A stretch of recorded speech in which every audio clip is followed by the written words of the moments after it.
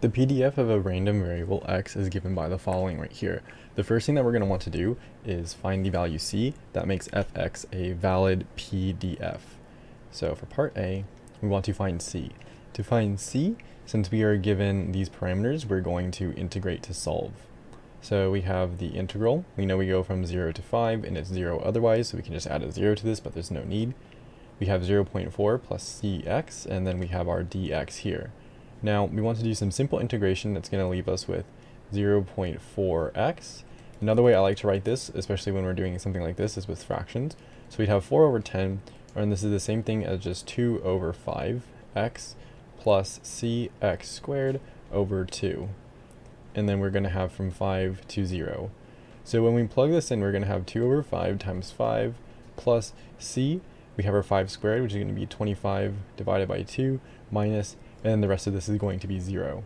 So this is going to be our equation.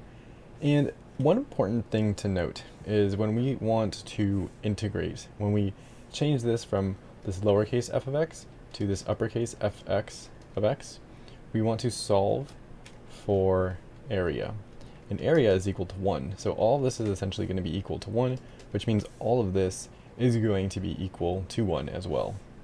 Notice that our 5s are going to cancel out, and we're just going to be left with a 1. And then from here, we're just going to have a 2 right here. We can subtract 2 from both sides. That's going to give us a c. 25 over 2 is equal to negative 1. We multiply both sides by 2 over 25, and we get c is equal to a negative 2 over 25. And that's the value for A. Now, for part B, we want to determine the probability x is greater than 3 and the probability where we have x between 1 and 4. So let's solve for the probability if it's greater than 3.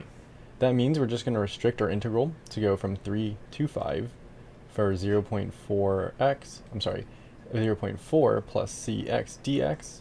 And when we integrate, we of course just get 2 over 5x plus cx squared over 2, and then we're integrating from 5 to 3.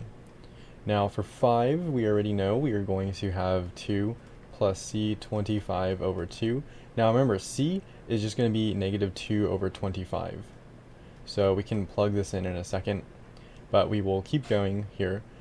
We have a 3, so we'll have minus. We're going to have 2 over 5 times 3 plus, and then we of course still have our c. We'll deal with that in a second. 3 squared is 9 divided by 2, and that's going to be equal to nothing, actually. We don't set it equal to anything because we're just determining it for these specific bounds right here. And we're given c. We have no unknown variables. So c is equal to both of these. Let's start plugging in and solving for this. We have 2 plus. We have this negative 2 over 25 times 2 over 25. That's just going to give us a negative 1. So instead of having a plus, we'll have a minus 1 minus. We're going to have 6 over 5 plus, and then I don't know what happened there. We're going to have negative 2 over 25 times 9 over 2. The 2's are going to cancel out, so we should have a minus 9 over 25. So this is just going to give us a 1, and this I'm going to make negative 30 over 25 minus 9 over 25. So this is going to be a negative 39 over 25, and then we have 1 here. So essentially we're going to have a 25, and I actually made a mistake. I should have included parentheses around here because we have this negative outside of here. So when we go about this, this negative is going to give us a negative here, but it's actually going to give us a positive right here. So with that known, this following information right here would be incorrect. We would still have our 25 over 25 from this one, but then we would have a minus 30 and 9. It's going to give us a minus 21 over 25, which is going to be equal to 4 over 25. We can plug this into a calculator, and we are going to get approximately 0.16. So the probability for x being greater than 3 is 0. I don't know why that s is so far, but 0.16. That's for part B. That's just part 1 of part B. Now we need to solve for this one right here. We'll do it in a different color. So we want to solve the probability from 1 to 4. We have the same thing right here. All of this is just going to be the same. And then when we go to the next step, it's still going to be the same. So we'll have 2 over 5x plus, and I'll actually plug in the c this time. The 2's are going to cancel out, so essentially all we're going to have is a minus. 2 cancel out. We're going to have our x squared over 25, and this is going from 4 to 1. So now we just need to plug in our variables. We plug in 4, we're going to get 8 over 5 minus 16 over 25 minus, we'll plug in our 1, 2 over 5 minus 1 over 25.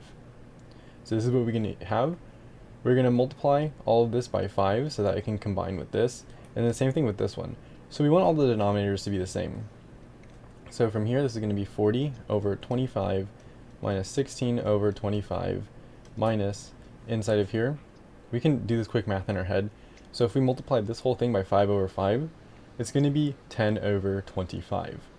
Minus 1, we're going to have a 9 over 25. We can add these two together since they're both negatives. So we'll have a negative 25 over 25.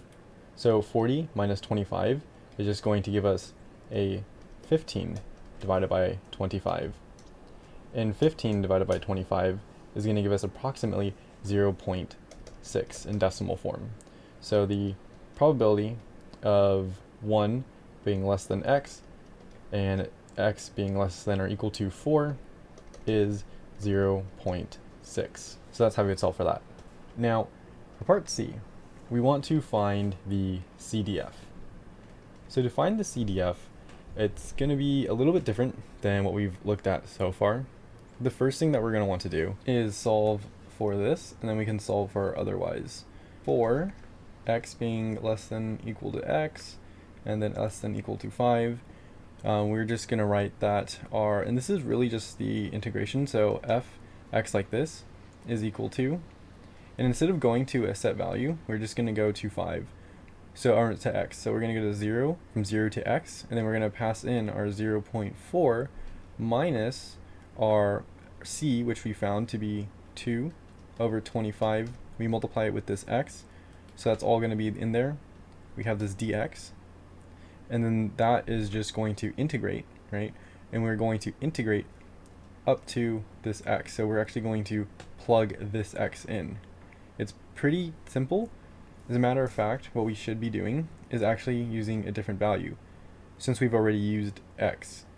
So inside of here, instead of using an x like this, we'll use like a, for example. So we're going to a here, and we're derivating in respects to a. So this is going to be equal to 0.4 a minus 2a squared over 25 times 2, but the 2's are going to cancel out, so I'll just do a squared over 25, and this goes from x to 0. So when we write this out, our f of x is just going to be equal to 0.4x minus x squared over 25. It's essentially what we are going to have when we derive, like right here. And so this is going to be our answer for this one. Now, for if it is less than 0, right? If x is less than 0, and then for if x is greater than 5. Well, when we have something like this, we can graph it out. This is the PDF. And we know we go from 0 to 5 like this, and we have like some value that we're going to go up to, right? It's just some box. This translates to our CDF, where CDF looks like the following. We are going to have it start here, wherever it starts. It's going to go up to this same point right here. So graphs are not drawn to scale, and it's going to go off like this at 1. And this is at 1 as well, actually, for the area. And so that means once it hits this point, 5, it's going to be 1. So if it's greater than 5, that means our f of x is equal to 1. And if it's 0 or less than 0, it's just going to be 0. So our f of x is equal to 0. And that's how we would look at and solve for this problem.